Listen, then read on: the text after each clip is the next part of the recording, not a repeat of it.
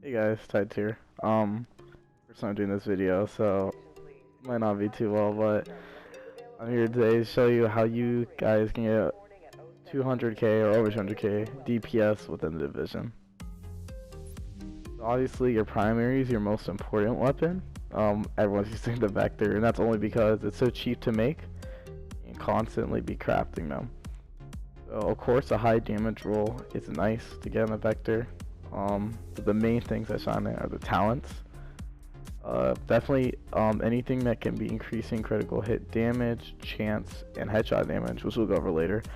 Main things you want, as you have brutal, headshot damage increased by 24% when using this weapon. That's really big and huge, and you really want that. Same with deadly, critical hit damage increased by 26%. Enemy armor penetration is also really good, and Fierce, increased critical hit damage. Those are both really good ones you want. And yeah, that'll help you to get your DPS up in the early stages. The next thing you're gonna want is have max out, or as max as you can, critical hit chance, damage, and headshot damage. As you see here, I'm still kind of working on it. But critical hit chance, very huge part, especially aiming for the head and the vector, which is what you should be doing.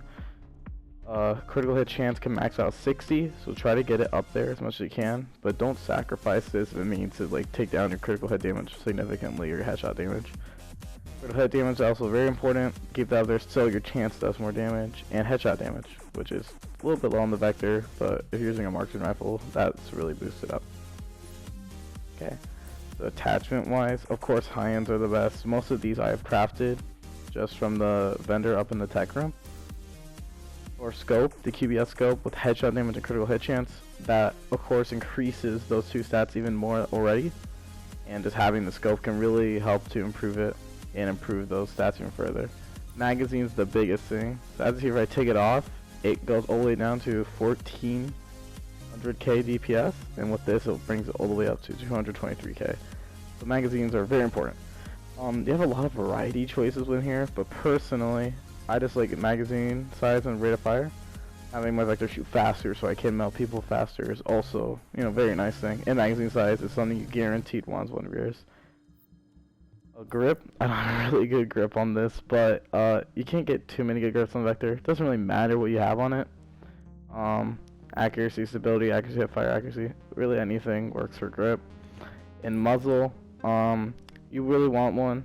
Build it up and get one stability, critical hit damage, really good, or chance, but I personally think damage is pretty nice as well. That's what I'm focusing on. So that's your vector. Armor wise, certain armors can have certain things help with the stat. Chest piece, definitely reckless, very good talent, increase damage by 12.5% and increase incoming damage by 10%. At the time of this video, I think this sounds a little bit bugged and even gives you more increase in damage, so that's really nice. Also, your chest can be the highest in armor, which is very important because since, as you see, your health is pretty low at 62k, which is a big trade-off of this build, which we'll get into later. So yeah, also for skill attributes, maybe using pulse critical hit damage would be pretty nice too. And make sure you have a mod slot, so you can have a mod, as you see here, firearms, to even increase with DPS more with critical hit chance. Mask, the mask can have critical hit chance, so you need / really want that as a major attribute.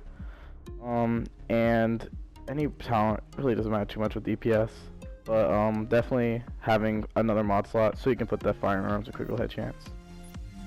Knee pads are pretty big too, doing critical hit damage.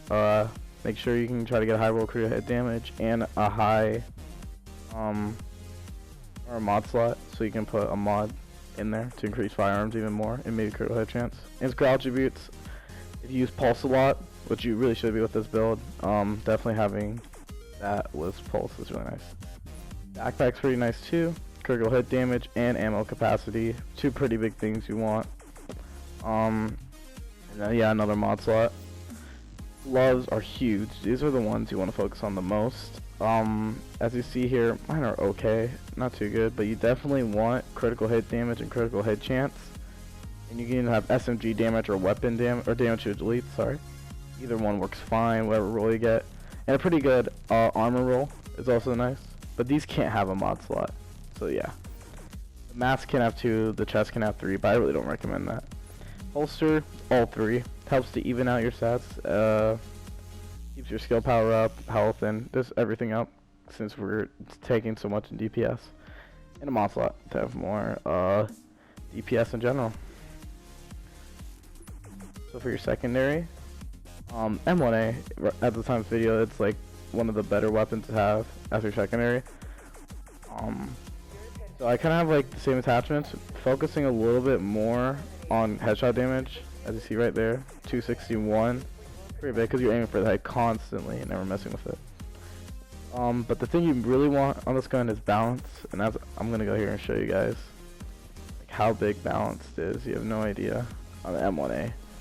Really, that's what you want to go for. Currently, there's some loot caves out, and you can farm those and try going for it. So I'll take the M1A without balance. See, I have a high in one, but since it does have balance, I'm not even choosing it as an option. So as you see, this is M1A, how the reticle bursts out pretty big. Just really makes it hard to shoot enemies from a distance like this. As the scope gets bigger, it's hard to realign your aim. But with one with balanced, as you see here, reticle is not going to move, and it helps to line up your headshots way more and constantly hit every time. The balance is obviously something you really want to have on the M1A. Doesn't really care if it's purple or not, but yeah. Make sure your health is decently upright. If you have like under 50k, you will be dying a lot more than usual, and I guess you could sacrifice that for DPS, but in the end, having some health is nice. So usually I have 2 mods dedicated to stamina, as you see here. This one's 549, but it has a gear mod slot to increase firearms, and a chest with 425, but it does have firearms mod as well. Skill power, since I do use, see here, pulse and first aid, skill power isn't too big for me, so don't really focus on that too much, especially for this kind of build. Definitely talent's a pretty big part of this. You want steady hands, reduce recoil so you can hit your shots better. Precision, really big here. It pulses the enemies when you headshot them, and pulse gives critical hit damage, so if you hit their head, it pulses critical hit damage. Really nice. One of the bigger ones, 1 is none. Headshot, a hostile to have a 50% chance of not consuming the bullet. So if you're spraying an enemy with a vector, you can have almost half your bullets come back, and if you have like 40 in your magazine, you can be shooting 60. Really nice, especially for marksman rifles. And I decided this one for overall play, using a medkit when not full health to receive an overheal.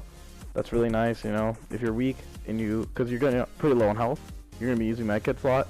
Nice to get that overheal so you can help get in combat and shoot more things. For mods, you want to use pulse, since it increases critical hit damage, and just really nice. You want tactical scanner, damage to decrease, which is always nice. First aid, definitely overdose.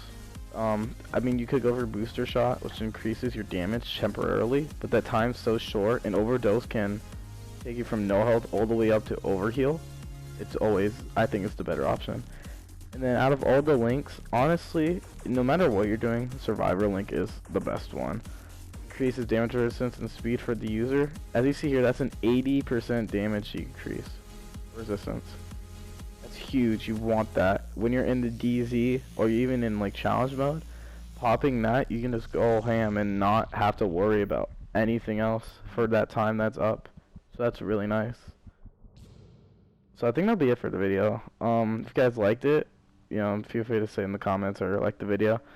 If you have any questions about your build or any questions about the video, feel free to comment. I'll answer all of them, give you any opinions, any tips, anything I didn't mention that you want me to talk about, I'll talk about. So yeah, thanks for watching, guys, and I'll see you guys later.